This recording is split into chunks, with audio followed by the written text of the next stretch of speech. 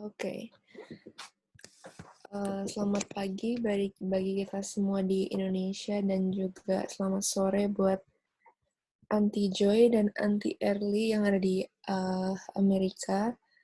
Hari ini tanggal 19 Mei di Indonesia dan 18 Mei di Amerika.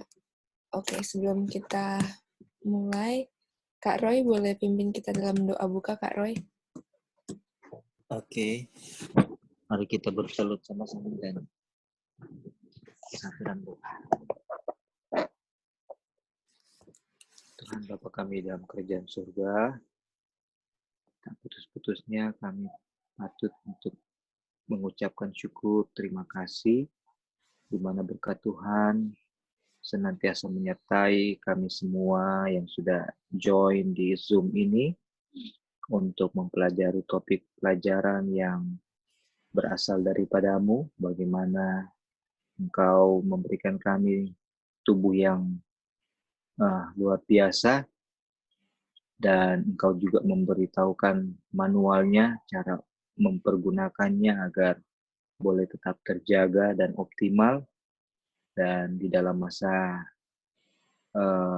time of ignorance kami melakukan pelanggaran, baik sengaja juga maupun tidak sengaja, Engkau juga membukakan kepada kami dan akan membukakan kepada kami bagaimana untuk mengobati atau memperbaikinya dengan hikmat daripadamu, pengetahuan daripadamu, dan kuasa daripadamu. Biarlah apa yang akan dinyatakan olehmu melalui Tania boleh berjalan sesuai dengan kehendak-Mu, boleh kami mengerti, beristimewa dipraktikkan untuk kebaikan kami dan orang lain.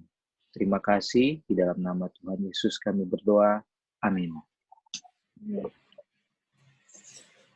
Oke. Thank you, Kak Roy, sudah pimpin kita dalam doa buka. Oke, jadi hari ini kita akan lanjutkan di buku Ministry of Healing. Hari ini kita sampai pada bagian yang terakhir dari Ministry of Healing yang chapter yang ke-17. Dan hari ini kita akan bahas tentang rational remedies dan juga istirahat sebagai suatu cara pengobatan. Jadi ada dua topik yang akan kita bahas di hari ini. Tapi sebelumnya seperti biasa kita ulangi pelajaran yang kita sudah pelajari minggu lalu ya. Di minggu lalu yang kita sudah pelajari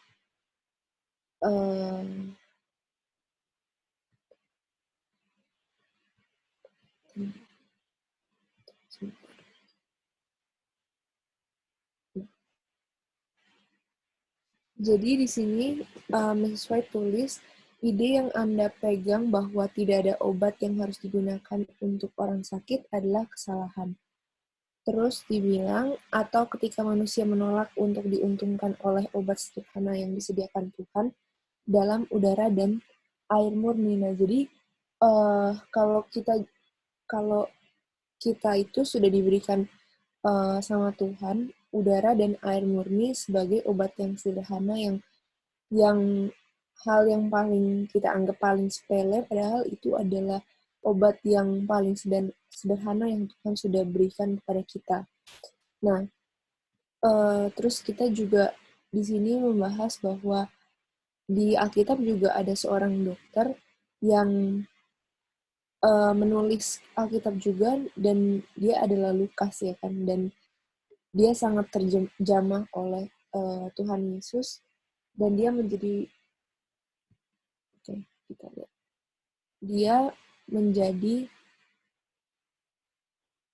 dokter yang terampil dan penerapan pada pengobatannya gitu. Terus kita juga bahas tentang bagaimana Tuhan itu memperpanjang atau memberikan umur yang lebih panjang, hidup yang lebih panjang kepada Raja Hizkia sebanyak 15 tahun. Dan di situ Tuhan bukan hanya perpanjang aja nih umur Hizkia, tapi di situ posisinya adalah Hizkia itu sedang sakit dan Tuhan mau memperpanjang umurnya sehingga Tuhan bisa berikan natural remedies atau Tuhan bisa menggunakan agen-agen dari obat alami ini dan bisa menyembuhkan Hizkia sehingga obat alami itu juga bisa menjadi kesaksian bahwa Tuhanlah yang menyembuhkan Raja Hizkia ini. Dan kita tahu di sini Miss White tulis bahwa buah ara lah yang digunakan, yang buah ara yang Tuhan berikan kepada Raja Hizkia untuk bisa mengobati luka-lukanya gitu. Nah, oke, jadi buah ara adalah salah satu contoh di mana itu adalah obat alami yang Tuhan berikan pada zaman Raja Hizkia itu. Oke. Nah, hari ini kita akan lanjut di judul Rational Remedies. Oke. Untuk paragraf yang pertama,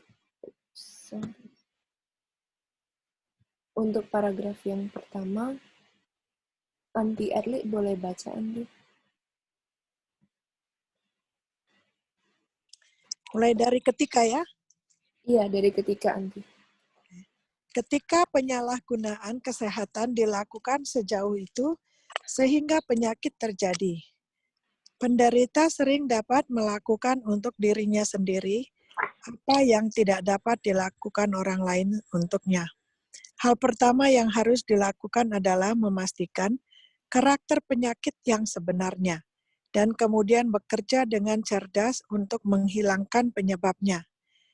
Jika kerja harmonis dari sistem telah menjadi tidak seimbang dengan kerja yang berlebihan, makan berlebihan atau penyimpangan lainnya, jangan berusaha untuk menyesuaikan kesulitan dengan menambahkan beban obat-obatan beracun.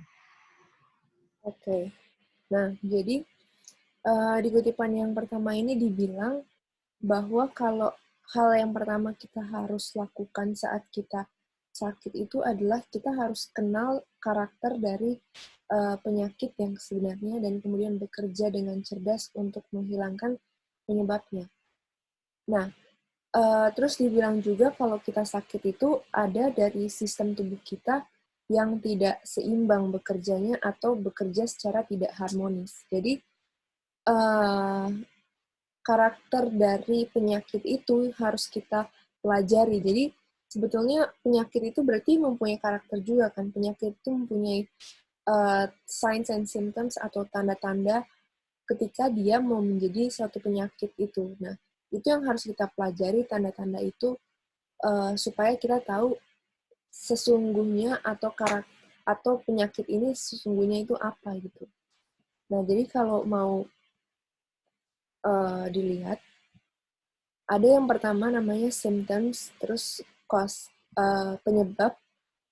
Symptoms itu gejala atau tanda-tanda, cause itu penyebabnya, dan juga treatments atau cara menyembuhkannya. Nah, jadi yang harus dicari tahu dulu pertama adalah penyebabnya itu apa, kenapa bisa, ini kayaknya mau sakit apa ini, penyebabnya apa, ada gejala-gejala apa sehingga kita tahu bahwa itu adalah penyakit itu gitu. Nah, terus yang kedua harus diketahui adalah cause atau alasannya atau kenapa bisa sampai terjadi penyakit itu, dan yang ketiga baru kita cari tahu apa sih natural remedies atau apa sih medicine-nya untuk bisa membantu menyembuhkan penyakit tersebut gitu.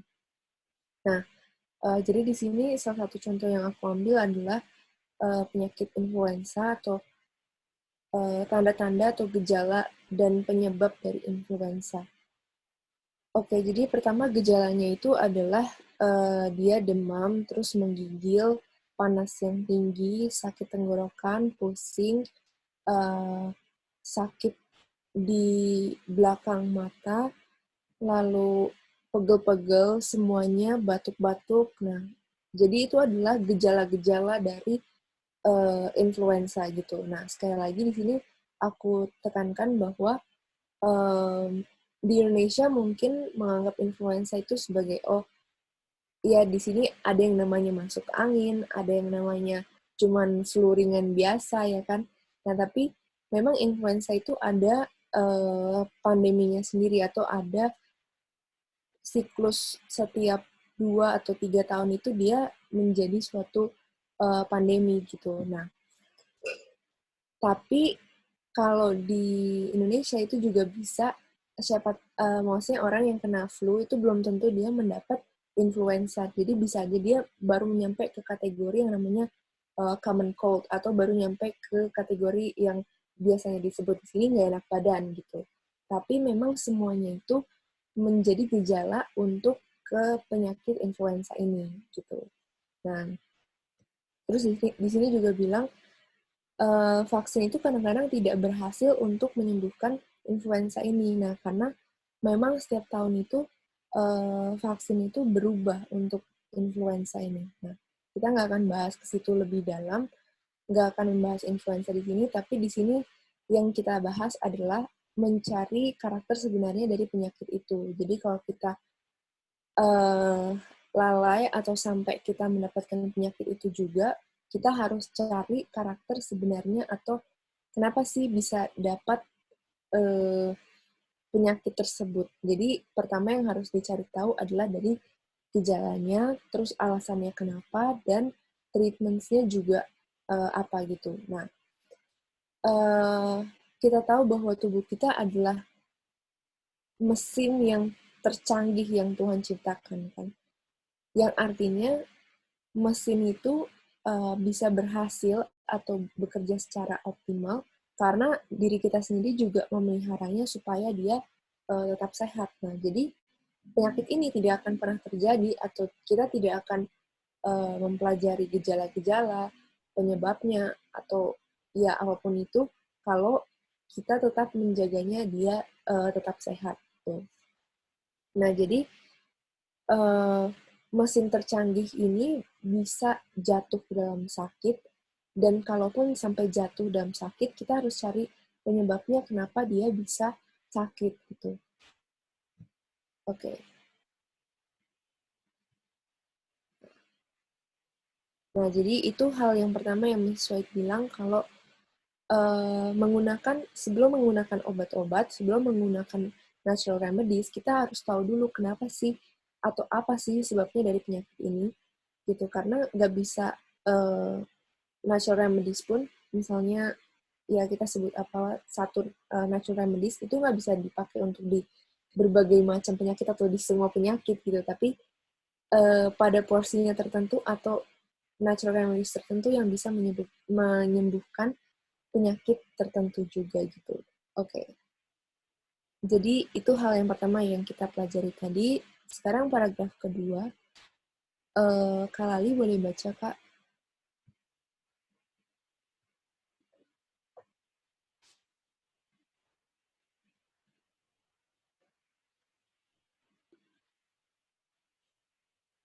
Oke, belum ada suara. Kak Roy boleh baca, Kak Roy?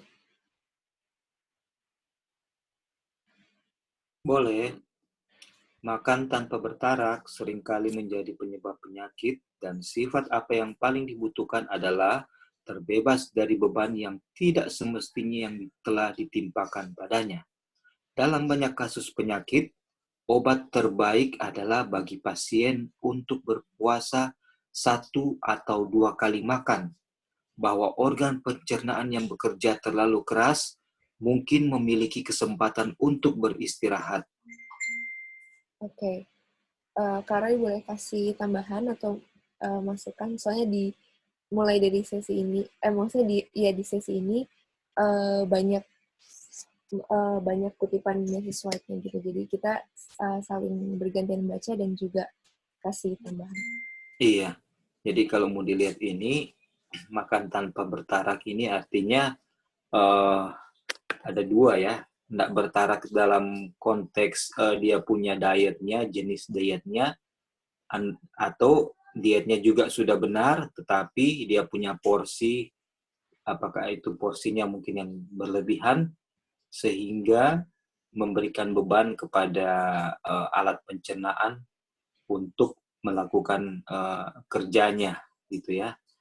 Nah, atau juga tidak bertarak dalam hal minum waktu makan gitu ya, sehingga dia punya proses pencernaan tidak berjalan dengan baik. Dan ini menjadi beban bagi alat pencernaan, fungsi organ pencernaan. Dan kalau sudah seperti ini dalam jangka waktu yang cukup panjang, maka pasti akan ada problem, akan ada masalah ya. Jadi perut makin besar dan akan jadi inilah ya, akan jadi banyak sekali yang nggak langsung keluar gitu. Jadi masih di perut, sehingga di sini menurut Ronu buat bahwa ketika terjadi kasus penyakit, maka obat yang terbaik adalah yang memperbaiki problemnya. Problemnya itu adalah makan tidak bertarak kan. Dia makan tidak bertarak, jadi problemnya harus makan 2 kali makan, atau berpuasa 1 atau 2 kali. Adalah bagi pasien untuk berpuasa 1 atau 2 kali makan.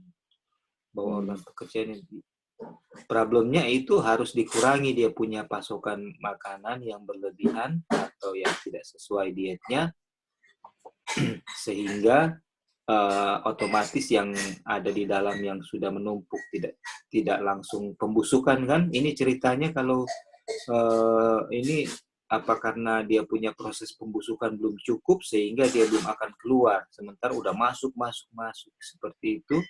Jadi harus berpuasa, dikurangin dia punya masuk sehingga akan satu saat dia akan normal. Jadi selain kita konsumsi sesuatu herbal atau apa yang akan membuat jadi lancar, tapi juga dia punya proses bertarak harus jalan gitu supaya dia bisa normal. Ini mungkin yang kita bisa capture kalau ada yang lain atau ada Tania. Ya. Thank you. Iya, thank you Kak Roy. Ya, jadi jadi di paragraf ini James White bilang kalau bisa saja atau penyebab dari penyakit itu adalah bukan kita tertular dari orang lain, tapi justru kitalah yang membuat penyakit tersebut gitu dengan makan tanpa bertarak gitu. Nah, di sini yang menariknya juga adalah kalau kita membahas tentang makanan, James White itu selalu bilang bahwa makanlah suatu hal yang masih whole grain atau masih seutuhnya gitu. Jadi kebiasaan orang Indonesia yang menjadi habit, menjadi karakter dari orang Indonesia adalah konsepnya atau yang sudah tertanam dalam pikiran itu adalah tidak bisa makan tanpa nasi ya kan. Nah, tapi nasi itu juga bukan suatu hal yang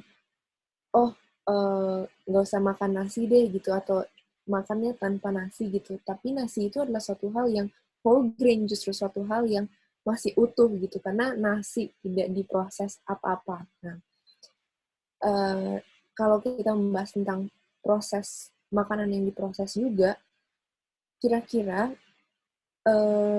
apa sih efeknya makanan proses ini terhadap tubuh kita? Jadi kalau kita tahu enzim yang pertama yang dikeluarkan oleh tubuh itu ada di mulut. Kenapa kita harus mengunyah?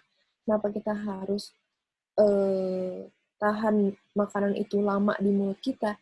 Karena makanan itu akan diberikan lapisan-lapisan enzim supaya bisa dicerna oleh perut kita. Nah, kalau kita makan whole grain, kalau kita makan makanan itu seutuhnya, misalnya kita makan nasi, tubuh kita akan tahu kalau ini whole grain, ini sesuatu yang seutuhnya gitu, akan dikasih enzim.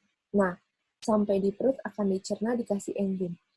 Tapi kalau kita makan suatu hal yang diproses, nah, tubuh kita itu akan bingung, ini sebetulnya harus dikasih enzim apa nih supaya dia bisa diproses gitu. Karena kalau kita makan suatu hal yang diproses, itu artinya makanan itu melewati beberapa tahap atau masih supaya dia bisa tahan lama di shelf atau bisa tahan lama di gantungan di toko, makanya itu dikasih pengawet supaya lebih awet lagi. Nah, itu masuk dalam kategori makanan yang diproses gitu. Makanya sangat dianjurkan atau sangat ditekankan oleh Miss White kalau makanan whole grain, makanan yang seutuhnya, bisa saja dalam bentuk sayur-sayuran, salad, nggak perlu kita sebut nasi saja gitu, tapi semua yang masih utuh itu memiliki enzim yang sempurna untuk diberikan. Tapi kalau makanan yang melalui proses, atau makanan yang melalui proses itu bukan berarti makanan yang dimasak, tapi melalui proses itu proses di pabrik sehingga dia dimasukkan ke dalam kaleng atau masuk ke dalam kotak lagi gitu. Jadi itu adalah suatu makanan yang diproses gitu.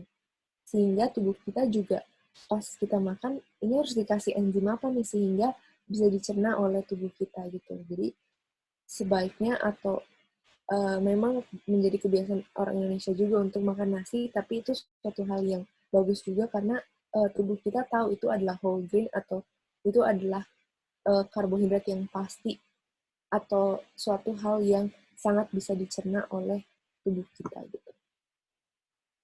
Oke. Ke paragraf yang berikutnya. Uncle Dolphin, boleh baca, Uncle?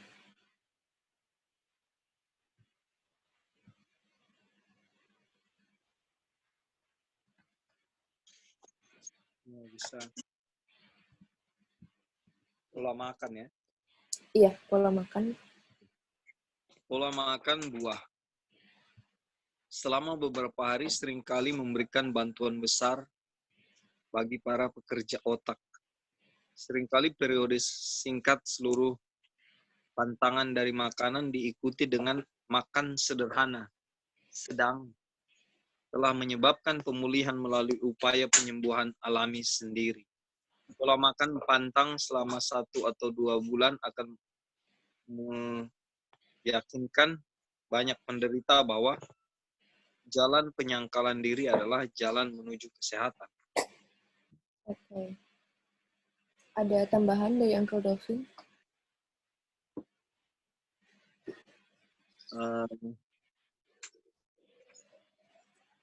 Sepertinya dengan kita menjaga pola makan kita, dengan bertarak, itu bisa menolong kita untuk mentumbuh kembangkan penyangkalan diri ya. Memang kalau kita rakus, kenyataan hidup adalah kita susah untuk kontrol emosi kita ya, sehingga yang terjadi adalah pelanggaran dosa gitu sih. Tapi kalau kita bertarak, itu akan menolong kita untuk memiliki emosi yang stabil, pikiran yang stabil, sehingga keputusan-keputusan kita itu juga adalah keputusan yang tidak menghasilkan perbuatan dosa. Makasih. Oke, thank you, Uncle. Nah, jadi, iya betul. Di sini Miss White lagi membahas juga tentang bagaimana kalau tadi kan di paragraf Kak Roy, kalau kita makan tidak bertarak, maka itu yang menyebabkan justru juga penyakit. Nah, di sini Miss White juga bilang dianjurkan untuk makan fruit diet atau pola makan buah. Jadi, makan buah supaya tubuh itu dimurnikan lagi atau tubuh itu dikasih suatu hal yang lebih segar lagi supaya itulah yang bisa menyembuhkan dirinya sendiri dan itu juga adalah jalan penyangkalan diri menuju kesehatan. Oke. Sampai di sini kita sudah selesai bahas satu topik tadi tentang obat-obat rasional yang artinya kita harus sebelum kita menggunakan obat-obat natural remedies atau medicine, kita harus tahu dulu karakter asli dari penyakit kita apa sehingga obat-obat itu bisa dikasih dengan tepat gitu. Nah, sekarang kita akan masuk ke bagian yang terakhir yaitu istirahat sebagai suatu cara pengobatan. Nah, sebelum kita lanjut, di sini ada yang mau ngasih tambahan atau pertanyaan atau masukan? Silakan.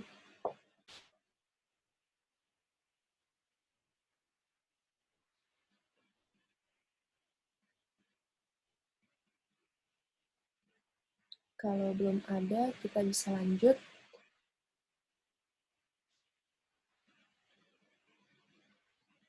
Oke, kita lanjut ya. Nah, kita masuk ke topik yang terakhir tentang istirahat. Jadi sebetulnya di chapter 17 atau di bab yang 17 dari Ministry of Healing ini, Mrs. White bahas sebenarnya seperti kayak rangkuman dari kata New Start itu gitu. Jadi dari nutrition sampai trust in God itu semuanya seperti dirangkum di bab yang ke-17 ini. Dan di bagian yang istirahat ini kita akan membahas tentang ada 2 elemen atau 2 hal, yaitu istirahat dan juga olahraga di sini, Spike bilang. Oke, paragraf yang pertama. Andi Joy, apakah available, Andi? Ya, bisa tanya. Oke, Andi. Beberapa membuat diri mereka sakit karena terlalu banyak bekerja. Untuk ini, istirahat, kebebasan dari beban kali ya. Kebebasan dari beban dan menu makanan yang ringan sangat penting untuk pemulihan kesehatan. Bagi mereka yang lelah otak dan gelisah karena pekerjaan terus-menerus dan pengurungan yang ketat, berkunjung ke negara lain di mana mereka dapat menjalani kehidupan yang sederhana dan tanpa beban, melakukan kontak dekat dengan hal-hal alam akan sangat membantu.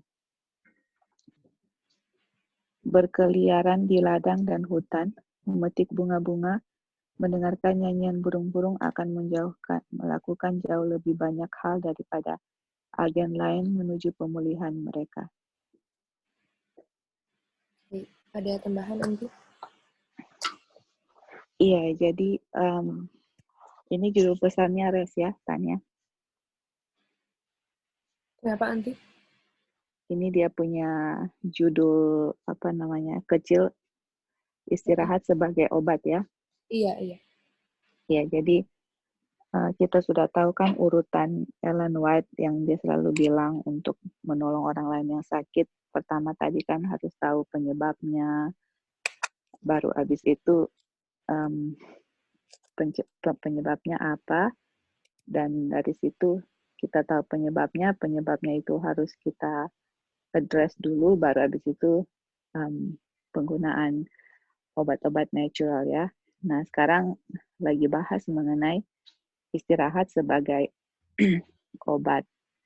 Dan Ellen White bilang bahwa kita sendiri yang membuat kita itu sakit dengan overwork atau terlalu banyak bekerja. Makanya untuk istirahat itu sangat penting. Selain istirahat, makanan yang juga yang ringan. Jadi ini remedy untuk penyembuhan penyakit. Jadi istilahnya kita punya tubuh itu yang akan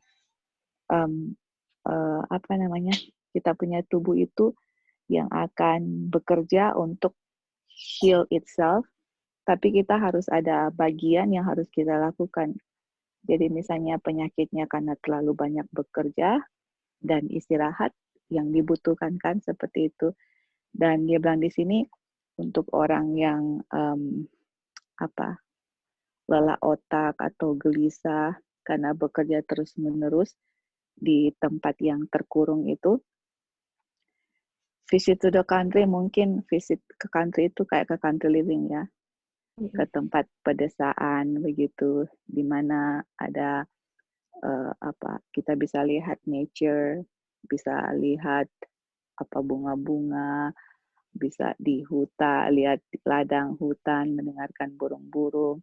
Nah, itulah cara-cara yang Tuhan sudah gunakan untuk pemulihan penyakit. Jadi kan kalau brain workers begitu kan mereka terlalu menggunakan banyak otaknya. Jadi otaknya juga harus beristirahat. Jadi kalaupun misalnya overwork dari fisik, harus kita ada waktu untuk beristirahat.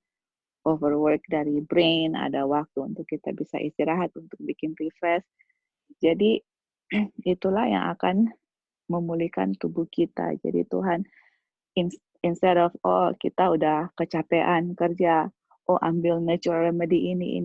Padahal tanpa pun natural remedy, kita bisa tubuh kita bisa menyembuhkan dirinya sendiri itu dengan cara kita beristirahat dan melihat alam, menikmati hasil ciptaan Tuhan, dan itu akan menolong tubuh kita secara fisik dan juga mental untuk kembali lagi dalam kondisi yang sehat. Oke, thank you Tanya. Oke, thank you Andi. Jadi, iya di sini Miss White bahas tentang istirahat. Jadi dari tadi kita sudah lihat bahwa kita harus tahu karakter asli dari penyakit, atau kita harus lihat penyebabnya kenapa. Nah, tapi di sini Mrs. White membahas tentang kita tidak perlu jauh-jauh ke obat tertentu atau natural remedies tertentu kalau jawabannya adalah istirahat gitu. Nah, di sini kita akan bahas sedikit tentang istirahat.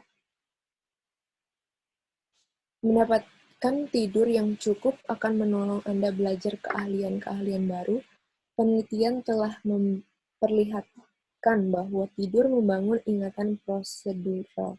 Apa yang Anda latih selama siang, Anda lanjutkan pelajari sementara Anda tidur. Nah, jadi karena tadi kita membahas tentang istirahat adalah bisa berbagai macam kan, bisa tidur, bisa ya kita rebahan atau duduk sejenak, itu juga adalah istirahat. Istirahat itu artinya berhenti bekerja dari sesuatu. Nah, tapi medium atau cara istirahat yang paling efisien atau yang paling tepat juga adalah tidur. Ya kan, tidur adalah bagian atau cara istirahat yang paling umum untuk kita tahu. Nah, ternyata saat kita tidur banyak sekali atau banyak hal yang terjadi dalam tubuh kita atau yang terjadi dalam otak kita juga. Apa yang kita pelajari di siang hari itu juga bisa direview atau bisa tubuh kita itu mempelajarinya lagi di malam hari. Nah, oke. Karena kita membahas tentang istirahat, apakah Om Tante teman-teman sekalian tahu kira-kira di foto ini apa sih yang ada di dalam foto ini? Apa namanya dari area atau Disneyland anti betul. Nah, jadi ini adalah amusement park ya kan, atau taman hiburan, atau di Indonesia yang kita tahu paling terkenal adalah Dufan misalnya, Disneyland. Oke, di sini. Nah, mengenai Disneyland atau tentang Disneyland ini, apakah kira-kira Disneyland itu bisa kita samakan dengan McDonald yang bukanya itu bisa 24/7 atau bisa 24 jam terus buka? Apakah Disneyland atau Dufan sama jam buka dan jam tutupnya itu nggak ada, jadi buka terus setiap hari, setiap jam itu buka terus? Apakah begitu?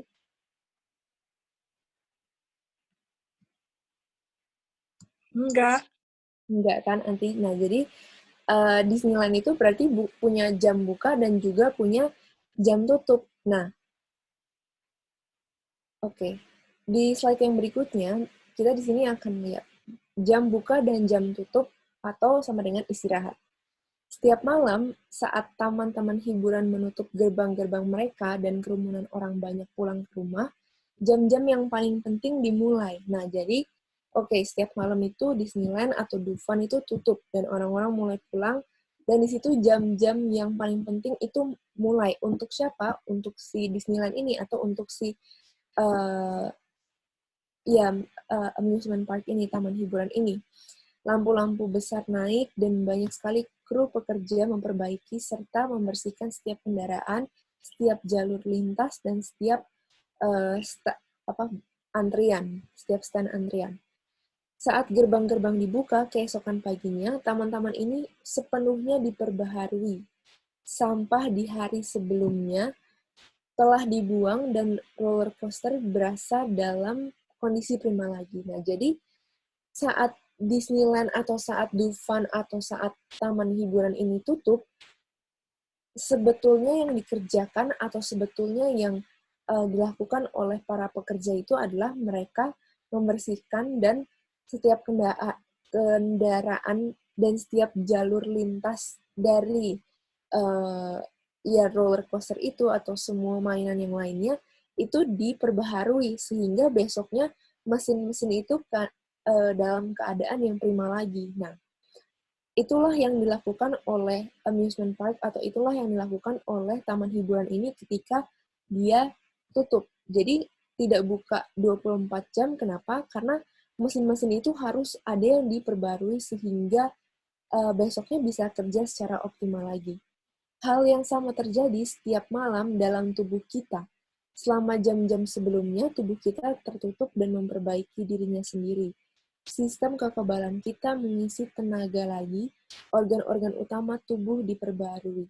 Sel-sel lama digantikan oleh sel-sel baru. Nah, jadi tubuh kita bekerja sama dengan Disneyland atau bekerja sama dengan Dufan atau amusement park ini karena tidak bisa dipakai atau tidak bisa digunakan 24 jam atau terus-terusan dipakai tubuh ini. Tapi ada jam untuk istirahat. Jadi itulah gunanya tidur atau itulah gunanya istirahat karena di jam-jam tidur ini sistem kekebalan tubuh kita itu mengisi tenaganya lagi dan organ-organ utama dalam tubuh itu diperbaharui, sel yang lama digantikan dengan sel yang baru. Itulah kru atau itulah anggota tubuh kita, sel-sel atau imun sistem kita saat kita tidur, dia memperbaharui lagi kekuatan kita sehingga besoknya kita akan merasa lebih segar atau lebih kuat gitu. Oke, jadi itu perbandingan yang singkat, perbandingan yang sederhana yang kita bisa pelajari antara mekanisme tubuh kita dan juga bisa kita samakan dengan amusement park yang seperti itu gitu. Mereka tidak bisa buka 24 jam atau terus-terusan buka karena mesinnya akan rusak kalau dipakai terus-terusan. Jadi ada jam untuk istirahat, ada jam untuk memperbaharui lagi sistem itu. Sama halnya juga dengan misalnya HP kita ya kan. Nah, HP ini kalau kita pakai terus-terusan 24 jam, kalau kita tidak pernah matikan, kita tidak pernah membiarkan dia istirahat, ada yang namanya HP ini jadi panas ya kan. HP ini menjadi lemot, menjadi kurang cepat penggunaannya. Nah, kalau kita biarkan dia istirahat, kita biarkan dia untuk beristirahat sebentar, maka dia akan turun lagi kan, tidak akan panas, dan di situ kita bisa gunakan lagi. Jadi, itulah gunanya istirahat, dan istirahat yang paling penting juga adalah tidur. Nah, di sini dibilang tidur adalah pengantara istirahat yang paling penting. Tidur sejenak dengan lingkungan yang damai dan tenang memberi kedamaian untuk mental kita. Kontribusi yang lain adalah terhindar dari stres saat kita beristirahat. Jadi, saat kita istirahat itu juga menghindari dari stres atau itu juga bisa menjadi remedi dari stres. Nah, fakta yang menarik kenapa kita harus istirahat akan kita baca di paragraf ini. Dalam satu hari, hati itu berdenyut lebih dari 100.000 kali, memompa darah melalui berkilo-kilo jarak jauhnya dari pembuluh darah. Kita juga berbicara ribuan kata setiap harinya, bernafas 23.000 kali, menggerakkan otot utama ratusan kali, mengoperasikan 15-20 juta sel otak. Tidak heran betapa pentingnya istirahat untuk mengembalikan tubuh pada keadaan yang prima lagi. Nah, jadi kenapa kita butuh istirahat atau apa sih pentingnya dari istirahat itu? Karena mesin-mesin atau karena anggota atau organ tubuh kita itu bergerak setiap hari sangatlah banyak pergerakannya. Bayangkan aja hati kita berdenyut lebih dari 100.000 kali. Jadi, untuk hati itu aja bergerak butuh tenaga yang banyak, ya kan? Nah, disitulah gunanya kita istirahat. Dan disitulah gunanya kita harus menjaga jam-jam istirahat kita, karena tubuh kita itu sangat membutuhkan tenaganya di keesokan harinya. Nah, mungkin ada yang bilang, oh kita kerjanya nggak terlalu capek kok, atau kita hanya kerja di kantor menggunakan pena, komputer. banyakkan duduk atau kita nggak banyak kerja yang fisik, tapi di sini dibilang kita setiap hari berbicara bernafas aja 23.000 kali. Nah, bernafas itu bukan hal yang kita perintahkan baru dia bergerak kan, atau hati itu tidak kita perintahkan untuk dia berdenyut baru dia bergerak, tapi itu adalah suatu hal yang dikerjakan secara sistematis atau dikerjakan secara otomatis yang kita tidak sadari itu sudah terjadi dalam tubuh kita. Bahkan kita pelajari di pertemuan yang pertama, kalau kita tahan nafas saja, kalau kita mau bunuh diri dengan tahan nafas, itu tidak bisa. Karena otak kita akan secara otomatis kasih shock atau kasih detakan yang secara tiba-tiba di batang otak kita, sehingga dia memberi oksigen untuk bisa bernafas lagi. Jadi ini adalah pergerakan yang tidak kita sadari, tapi terjadi setiap harinya. Dan itu adalah hal yang setiap hari kita lakukan. Nah, itu adalah gunanya istirahat. Jadi kenapa kita harus istirahat? Karena bayangkan otak kita bekerja setiap hari itu 15-20 juta sel otak yang bekerja setiap harinya. Dan mereka membutuhkan istirahat supaya besoknya bisa bekerja lagi secara optimal atau secara prima gitu. Oke. Nah, jadi itu tentang istirahat. Dan di sini juga ada yang menarik, apa yang mempengaruhi tidur menjadi nyenyak, atau apa yang kita tidak boleh lakukan untuk mendapatkan tidur yang nyenyak. Nah, ini tidur yang nyenyak khususnya di malam hari ya, jadi bukan nap atau bukan istirahat sejenak atau tidur siang sebentar atau istirahat yang sebentar doang, tapi ini adalah tidur yang di malam hari dan apa yang kita harus lakukan supaya tidur ini bisa menjadi nyenyak gitu. Nah, yang pertama adalah kita harus hindari olahraga di malam hari. Di sini pertanyaannya adalah kenapa sih kita tidak boleh olahraga di malam hari? Kenapa kita tidak boleh olahraga saat matahari sudah terbenam? Oke. Sesuai yang kita sudah pelajari dari tahun lalu, dari bertahun-tahun lalu juga, jam istirahat atau jam tidur yang paling tepat itu adalah jam berapa? Berapa jam sebelum jam 12? 2 jam. Oke, jadi jam 10 malam itu adalah waktu yang tepat untuk tidur. Artinya, kita tidak boleh olahraga di sore hari, karena dari jam, misalnya di Indonesia matahari terbenam biasanya jam 6 sore ya kan. Jam 6 sore sampai ke jam 10 malam itu ada berapa jam? 7, 8, 9, 10. Ada 4 jam sampai di jam 10. Nah, di poin yang kedua juga kita tidak boleh makan di porsi yang banyak di malam harinya. Artinya harus makan dengan porsi yang ringan. Kenapa kita tidak boleh olahraga saat matahari sudah terbenam? Karena saat kita olahraga, apa yang dipacu untuk memompa? Apa yang dipacu untuk jadi bekerja lebih cepat? Jantung. Yang pertama adalah jantung, ya kan? Nah, saat jantung kita berdetak atau saat jantung kita berdenyut terlalu kencang, bagaimana tubuh kita itu mau istirahat secara tiba-tiba? Nggak bisa kan?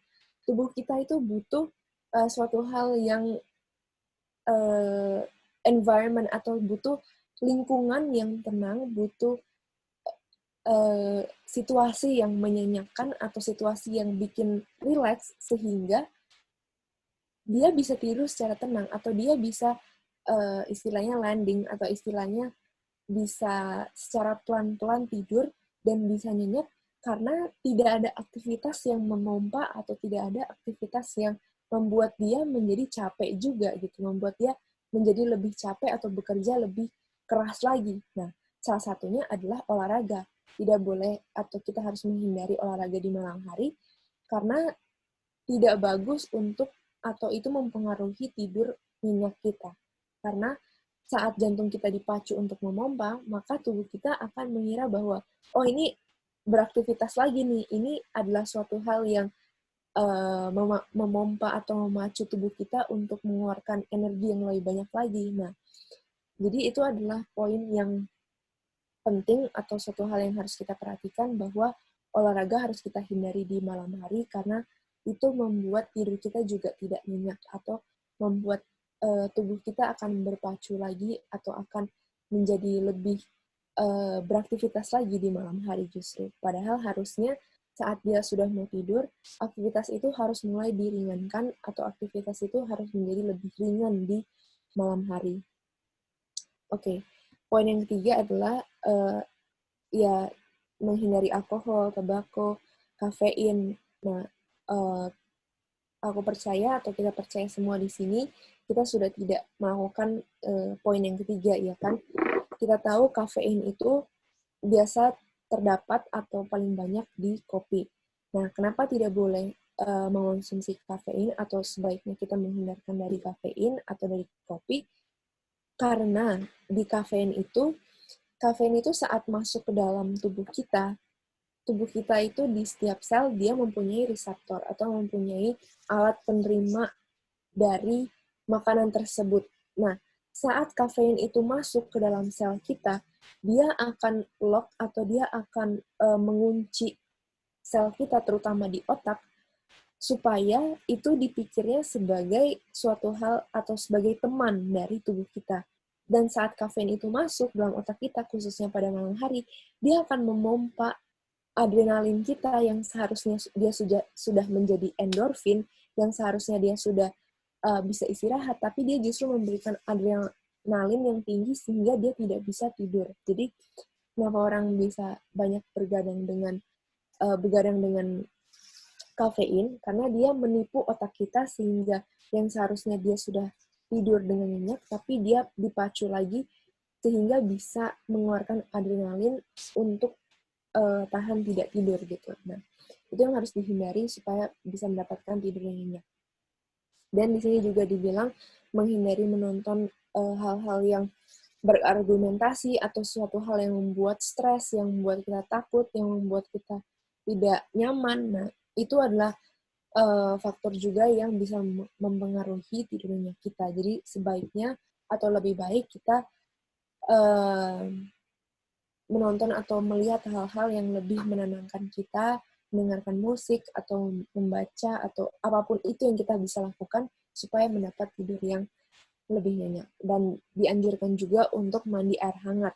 Nah, kenapa mandi air hangat di malam hari lebih bagus? Karena tubuh kita atau ya organ-organ dalam tubuh kita akan ditenangkan atau akan disus gitu, lebih dinyamankan kalau kita menggunakan air hangat daripada air dingin di malam hari gitu.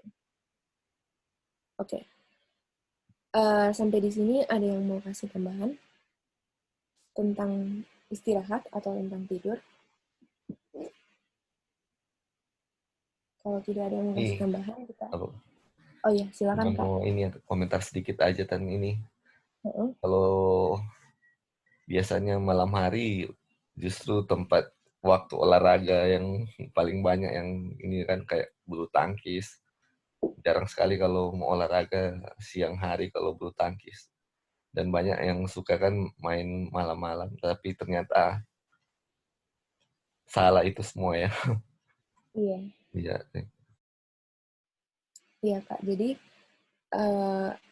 ya memang kalau di sini apalagi kalau tinggal di daerah yang komplek, rumah yang komplek-komplek yang gitu, banyak juga orang yang suka jalan jogging atau apapun itu gitu. Nah, ya lari juga. Nah, itu suatu hal yang memompa jantung kita supaya bekerja lebih keras gitu. Padahal seharusnya di malam hari sudah lebih tenang atau aktivitasnya harus dikurangi, sangat banyak harus dikurangi di malam hari. Oke. Oh ya, silakan nanti. Ya, jadi selain hal-hal yang Tanya sudah kasih tadi itu, yang bagus juga yang harus kita lakukan adalah setiap malam itu kita harus bikin habit untuk tidur di waktu yang sama. Ya kan, jadi misalnya nih saya 9:30 apa jam 10 lah udah di bed. Jadi setiap hari bikin jam yang sama, karena ada kutipan Ellen White juga bilang irregularities in eating and drinking, in eating and sleeping akan menguras kita punya otak. Jadi selain itu juga kita kalau untuk supaya bisa tidur dengan bagus dan nyenyak adalah kita harus bikin kebiasaan tidur yang sama. Jadi kita punya tubuh udah tahu jam segini kita tidur gitu ya. Jadi itu juga salah satu yang akan menolong kita untuk bisa istirahat dengan baik atau pada waktunya. Thank you, Tania. Iya. Jadi ya itu betul sekali untuk mempunyai jam tidur yang tetap ya. Jadi rutin setiap hari jam segitu gitu. Sama juga dengan perut kita kan kapan harus diisinya juga menggunakan jam-jam yang reguler atau terus-terusan di jam yang segitu. Oke, sekarang kita akan lanjut lagi ke topik yang berikutnya. Masih tentang istirahat, karena kita masih ada beberapa slide lagi. Nah, selain dari tidur untuk istirahat, kapan lagi waktu yang Tuhan berikan untuk istirahat?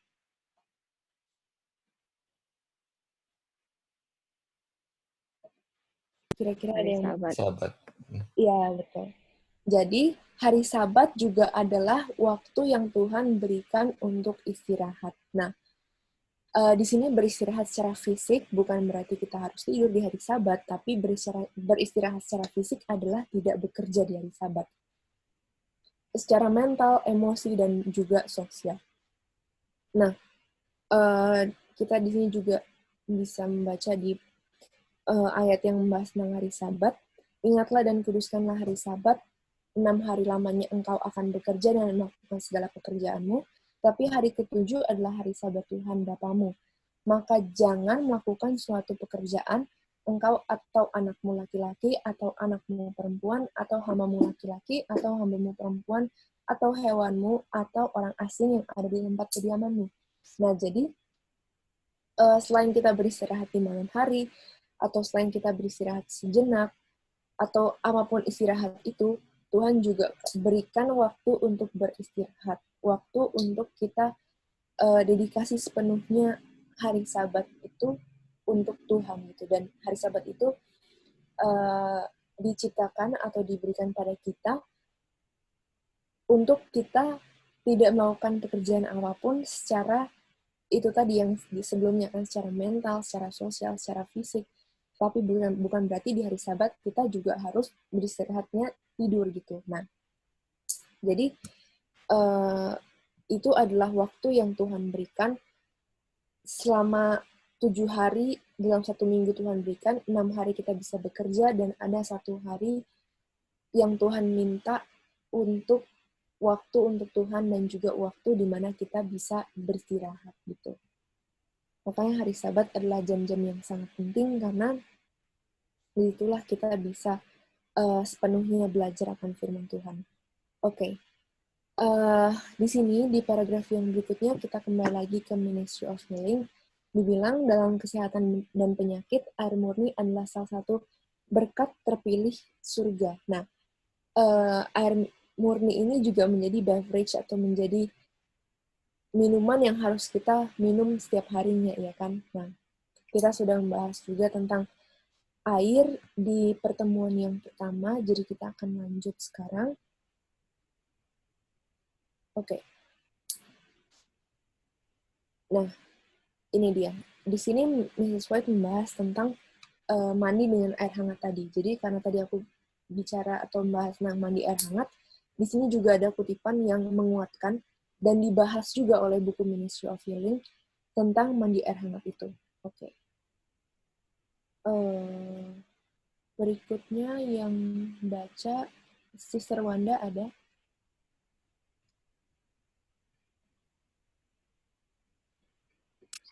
Ada sis. Oke. Silakan. Oke.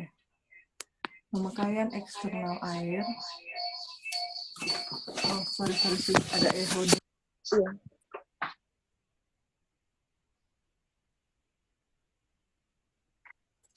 Oke. Pemakaian eksternal air adalah salah satu cara termudah dan paling memuaskan untuk mengatur sirkulasi darah. Mandi dingin atau dingin adalah tonik yang sangat baik.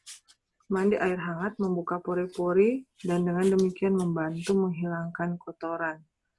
Mandi air hangat dan netral menenangkan saraf dan menyamakan sirkulasi. Oke. Ada yang mau ditambahin, Sister?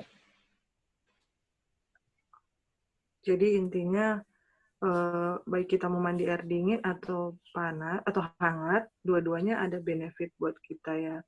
Kita juga ingat kalau ada juga yang kalau misalkan kita mandi air hangat, pori-pori kebuka, kotoran hilangkan, tapi begitu kita udah mau selesai, kita harus siram tubuh kita lagi dengan air dingin supaya pori-pori ketutup kembali. Karena kalau kita nggak siram dengan air dingin, jadi pori-pori tetap terbuka dan masuk dingin orang bilang. Dan apa namanya? Bagus juga air ini ya, dia punya manfaat benefit buat tubuh kita, dia itu mengatur sirkulasi darah. Jadi penting sekali kita untuk mandi, membersihkan tubuh kita dari kuman-kuman kotor-kotor dan membuat tubuh kita lebih sehat. Itu salah satu dia punya manfaat dari air. Tapi sebenarnya banyak sekali ya manfaat air. Ya, thank you. Jadi ya tadi kita berbicara tentang mandi air hangat juga. Itu pentingnya untuk mandi air hangat di malam hari, karena di sini Miswa juga tulis bahwa mandi air hangat itu menenangkan syaraf dan juga dia equalize atau membuat sama ya sirkulasi. Jadi sirkulasi itu ya semua yang bersirkulasi dalam tubuh kita. Jadi itulah gunanya untuk mandi air hangat di malam hari, karena itu yang akan menenangkan kita justru. Oke, kita baca berikutnya. Nah, di sini juga dibilang, tetapi banyak yang tidak pernah belajar melalui pengalaman tentang efek menguntungkan dari penggunaan air yang benar, dan mereka takut akan hal itu. Perawatan air tidak dihargai sebagaimana mestinya, dan untuk menerapkannya dengan terampil membutuhkan pekerjaan yang banyak dan tidak mau melakukan. Tetapi tidak seorang pun harus merasa dimaafkan karena ketidaktahuan atau ketidakpedulian tentang hal ini. Nah, jadi ya penggunaan air itu bisa secara eksternal atau secara internal, yaitu kita minum air atau mandi ya kan secara eksternalnya. Dan di sini Miswa tulis kita harus belajar tentang penggunaan air tersebut gitu. Nah, oke, di sini di paragraf yang berikutnya dibilang ada banyak cara di mana air dapat diterapkan untuk menghilangkan rasa sakit dan memeriksa penyakit. Semua harus menjadi cerdas dalam penggunaannya dalam perawatan rumah sederhana. Simple home treatments, dibilang.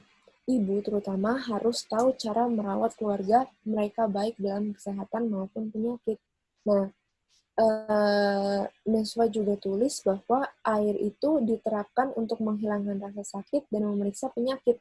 Oke, jadi kalau kita masuk dalam pelajaran medical missionary, di situ ada yang namanya hydroterapi ya kan, ada yang namanya Miswa juga tulis menggunakan air secara baik, dan itu adalah simple home treatments atau perawatan sederhana yang bisa ada di rumah. Dan kalau mau belajar ke hydroterapi itu pelajaran yang sangat luas atau sangat lebih dalam lagi, karena banyak macamnya dari hydroterapi, menggunakan air panas, air dingin, dan itu ya yang di paragraf tadi kalau Anda baca, mereka masing-masing memiliki manfaatnya gitu, dan itulah yang dipelajari di hydroterapi, bagaimana air dingin dan air panas itu bisa berkolaborasi bersama-sama gitu.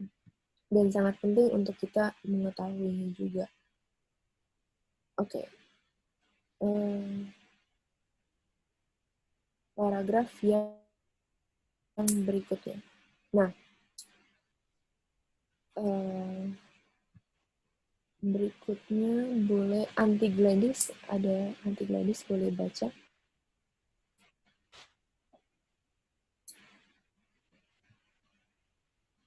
apakah available untuk baca?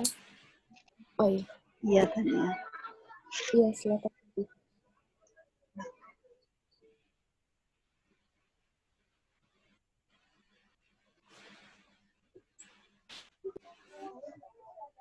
Oke.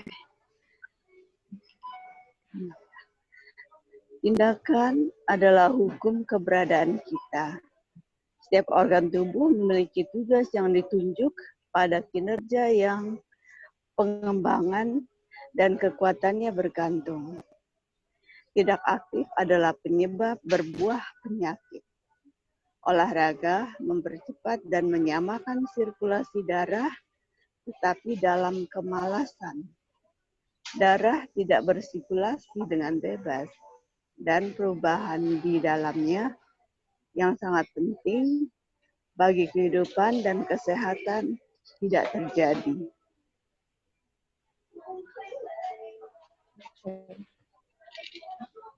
Ini mau kasih tambahan. Oke. Tindakan, oke. Ya, jadi tindakan di sini adalah kita punya keaktifan tubuh. Kalau kita aktif, berarti organ semua aktif dan kinerja pekerjaan pengembangan berkurang. Oke. Dan ini jadi ada sebab akibat ya. Kalau tidak aktif, berarti semua organ tubuh juga diistirahatkan dan tidak bekerja dengan sebagai mestinya. Dan ini akan menjadi penyakit karena yang mestinya nggak hanya jantung yang bekerja, yang tadi Tania sebutkan adalah 100.000 kali ya bekerja. Dia nggak perlu disuruh, tapi dia tetap bekerja. Walaupun kita tidur, tetap dia aktif. Nah, di sini juga tubuh kita juga harus aktif dengan olahraga kecil, mungkin berjalan. Jangan bermalas-malasan, karena darah harus tetap bersirkulasi dengan bebas. Kalau kita diam saja, tidak aktif dan tidak ada kegiatan, sehingga wabah penyakit akan mudah menyerang. Lalu di sini juga dikatakan bahwa sangat penting bagi kehidupan dan kesehatan kalau kita tetap aktif dan tetap beraktivitas dalam sehari aja. Jangan pernah kita tidak ada kegiatan atau biar jalan kecil, biar jalan cuma setengah mile a day, itu diharapkan agar kita tetap aktif, baik tubuh dan pikiran, jangan sampai non-aktif, jadi akhirnya menimbulkan sesuatu yang disebut non-aktif. Dan marilah kita tetap berolahraga, kerja, bukan hanya di dalam ruangan, tapi juga di luar, agar kita dapatkan kesehatan yang sempurna. Oke, thank you. Ya, thank you, Aunty. Nah, jadi di sini dibilang ada yang sesuai tekankan adalah aktif dan tidak aktif kan. Nah, kalau kita lihat juga dalam kata exercise atau dalam kata olahraga, sebenarnya olahraga itu adalah suatu pergerakan atau movement ya kan. Jadi menggerakkan apapun dalam tubuh kita atau mengaktifkan apapun dalam tubuh kita itu juga disebut dengan olahraga, walaupun hanya dengan sesimpel jalan atau sesederhana berjalan, karena berjalan itu menggerakkan, intinya adalah menggerakkan atau movement atau pergerakan dari seluruh anggota tubuh kita. Makanya juga sesuai bilang olahraga yang paling baik, yang paling bagus itu juga adalah berjalan. Nah,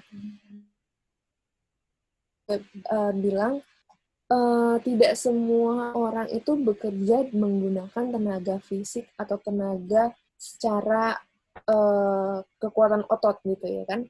Banyak pekerja, guru, murid, mereka bekerjanya justru dengan otak dan tidak menggunakan tenaga fisik yang terlalu banyak. Nah, mereka ini sering menderita penyakit sebagai akibat dari kemanjaan mental yang parah tidak terlepaskan oleh latihan fisik. Yang dibutuhkan orang-orang ini adalah kehidupan yang lebih aktif. Nah, jadi di sini Mrs. White tekankan sekali lagi, para pekerja otak atau para brain workers di sini dibilang, mau itu para penginjil, para guru, para murid, tidak akan terlepas dari latihan fisik seharusnya. Jadi, walaupun kita bekerjanya hanya di depan komputer atau hanya di depan meja kita, tapi sebaiknya kita juga ada aktivitas di luar dari itu, sehingga otot-otot kita juga masih bisa bekerja secara aktif, dan itu adalah latihan fisik kita. Nah, ini adalah kutipan tadi yang aku bilang tentang berjalan, berolahraga di udara buka setiap hari, mau itu musim panas atau musim dingin, berjalan lebih disukai daripada mengendarai atau mengemudi. Karena itu lebih banyak melatih otot. Paru-paru dipaksa melakukan tindakan yang sehat karena tidak mungkin berjalan dengan cepat tanpa mengembungkannya atau memompanya, ya kan?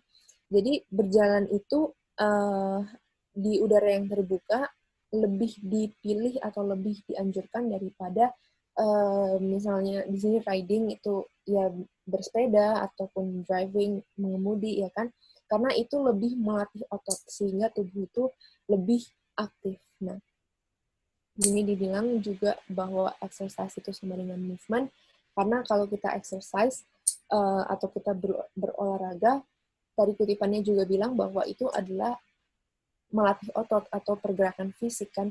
Makanya kalau kita berolahraga sebenarnya intinya adalah movement atau bergerak.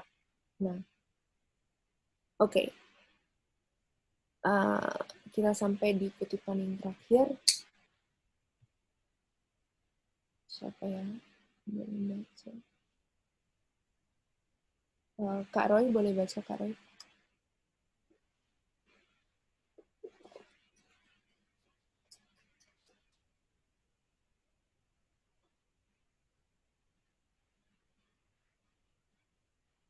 Oke, kalau Kak Roy belum available, Kak Lali boleh baca? Oke. Latihan seperti itu dalam banyak kasus akan lebih baik untuk kesehatan daripada obat-obatan. Dokter sering menyarankan pasien mereka untuk melakukan perjalanan laut, pergi ke mata air, mineral, atau mengunjungi tempat yang berbeda untuk perubahan iklim. Ketika dalam kebanyakan kasus, jika mereka akan makan dengan marah dan melakukan olahraga yang ceria dan sehat, mereka akan memulihkan kesehatan dan akan menghemat waktu dan uang. Oke. Silakan Kak, ada yang mau ditambahkan? Iya. Jadi mungkin kutipan terakhir. Kalau kita lihat dari judulnya di Use of Remedies, mungkin pikiran kita langsung, oh obat-obat apa yang mau dipelajari kan? Ternyata setelah kita ikuti dari awal sampai sekarang ini, sangat nggak ada bilang obat ini, tetapi semua dari cara kayak istirahat, air, olahraga, itulah remedi yang Tuhan kasih kepada kita kan. Jadi ini makanya ini dibilang ini dokter sering sarankan untuk pasien melakukan liburan kan, ke laut kah, kemana. Makanya kenapa ini penting sekali, dokter sarankan itu karena itu penting sekali untuk proses kesembuhan. Karena mungkin kita pikir kesembuhan itu cuma berasal dari obat, ternyata dengan hal-hal inilah yang sangat penting. Dan ini hal-hal yang disarankan di sini adalah murah dan kita semua bisa dapatkan. Nggak ada yang di luar jangkauan kita. Jadi puji Tuhan, biarlah dengan ini semua kita bisa lebih sehat ya. Ya, mungkin itu aja Tante. Oke, ya thank you Kak Lali. Jadi ya di sini Mrs. White tulis bahwa dokter itu sering menyarankan pasien mereka untuk pergi ke perjalanan kemana gitu supaya dia menghilangkan stresnya atau apapun itu. Nah, justru di sini Mrs. White bilang exercise atau olahraga itu lebih baik untuk kesehatan mereka daripada mengonsumsi obat-obatan. Karena kalau kita olahraga secara rutin, itulah yang akan menghemat waktu dan uang juga gitu. Karena kebanyakan kasus justru mereka malah bisa spend money atau bisa menghabiskan uang lebih banyak di hal-hal yang lain, padahal olahraga di sini itu bisa kita peroleh secara gratis. Dan kutipan yang terakhir tentang olahraga, it is never too late to begin an exercise program. Jadi tidak pernah kita telat untuk melakukan atau menerapkan program olahraga ini. Nah, a separate study, suatu penelitian yang terpisah menemukan nggak peduli bagaimana bentuknya dari orang itu atau seberat apa orang itu, seringan apa orang itu. Nah, tapi kalau orang itu berolahraga dan olahraganya secara regular atau secara teratur, maka dia pasti akan menjadi sehat. Jadi tidak peduli orang itu bagaimana bentuknya, bagaimana ukuran badannya, tidak pernah telat untuk memulai latihan atau tidak pernah telat untuk memulai program olahraga itu. Dan di sini juga ada kesaksian tentang manfaat dari olahraga di Center of Disease Control and the American College of Sports Medicine. Di sini mereka bilang sebetulnya daily exercise atau schedule untuk olahraga yang setiap hari itu bagusnya berapa, dan mereka merekomendasikan sebanyak 3 kali per minggu itu sudah efisien atau sudah cukup sebetulnya. Sudah cukup. Nah, tapi di sini dibilang juga daily, artinya ya setiap hari kan kalau kita dikasih kesempatan atau mempunyai kesempatan untuk berjalan, maka itu juga adalah sebuah olahraga yang sempurna gitu untuk menggerakkan semua otot-otot kita. Jadi tidak pernah telat untuk memulai olahraga. Dan kita sampai pada slide yang terakhir dan kutipan yang terakhir juga. Oke. Nah, jadi sampai di sini kalau kita mau review lagi dari awal di bab yang ke-17 ini, dari awal kita mempelajari ada 4 hal yang sangat penting atau 4 hal yang kita tidak bisa hidup tanpa itu, yaitu air, udara, matahari, dan juga bumi ini. Nah, jadi itu hal yang pertama kita pelajari, dan juga di sini di bab yang 17, Mrs. White merangkumkan semua dari elemen New Start atau 8 elemen jalan kesembuhan ilahi itu dibahas satu persatu. Nah, sebetulnya kenapa sih semua elemen itu penting atau 8 elemen itu dibahas di sini? Karena sebelum kita menggunakan natural remedies atau sebelum kita menggunakan obat-obat alami, yang seharusnya kita lakukan dahulu atau yang seharusnya kita sudah lakukan secara rutin itu adalah menjalankan 8 kesembuhan ilahi itu. Dan kalau kita juga percaya kalau kita menjalankan semuanya, maka Tuhan akan menghindarkan kita dari berbagai macam penyakit itu, ya kan? Nah, jadi the use of remedies atau penggunaan dari obat, kalau kita simpulkan secara satu kalimat yang lengkap adalah kita menjalankan 8 jalan kesembuhan ilahi, maka Tuhan akan menghindarkan kita dari penyakit atau penyebab atau gejala-gejala yang menuju pada penyakit itu gitu. Karena sebelum kita menggunakan natural remedies juga atau sebelum kita menggunakan obat-obat alami, kita harus juga mempelajari apa sih yang ada dalam obat alami itu sehingga itu boleh kita konsumsi dan bagus untuk penyakit tersebut gitu. Oke. Kita sekarang sudah selesai sampai di sini, dan ini adalah pertemuan terakhir untuk bab ke-17. Sampai sini mau ada yang kasih tambahan, pertanyaan, atau masukan, silakan.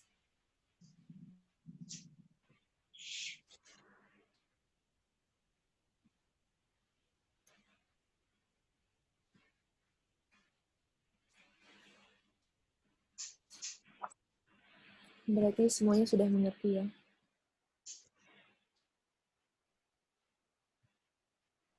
Halo Tania. Oh ya, silakan Kak Roni.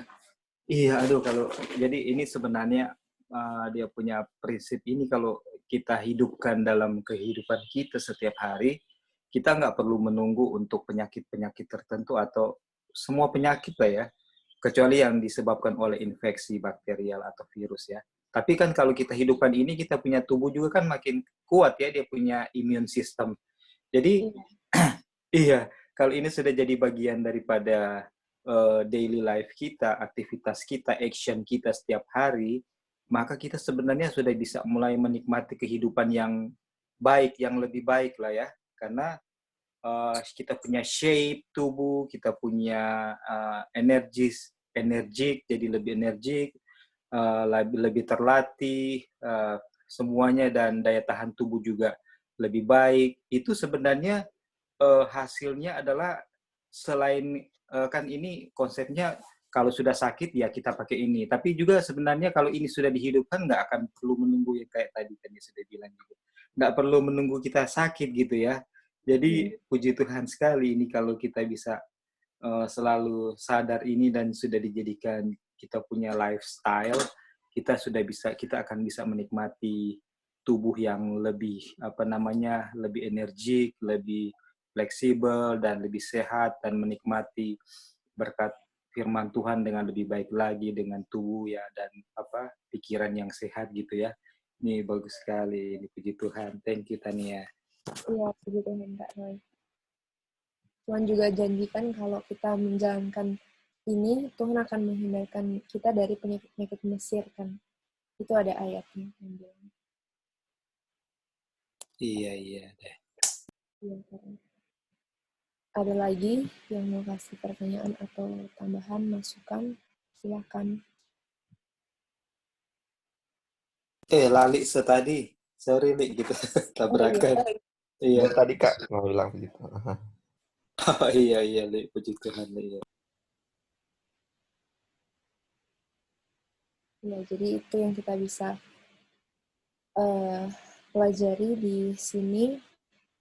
Dan kita sudah bertemu 3 minggu atau 3 pertemuan. Semoga ini bisa bermanfaat untuk kita semua, dan ya kita harus praktekkan setelah ini kan, karena sudah banyak pengetahuan yang kita pelajari. Oke. Kalau tidak ada yang mau ngasih tambahan lagi, kita bisa tutup di sini. Tidak ada yang mau ngasih tambahan lagi kan?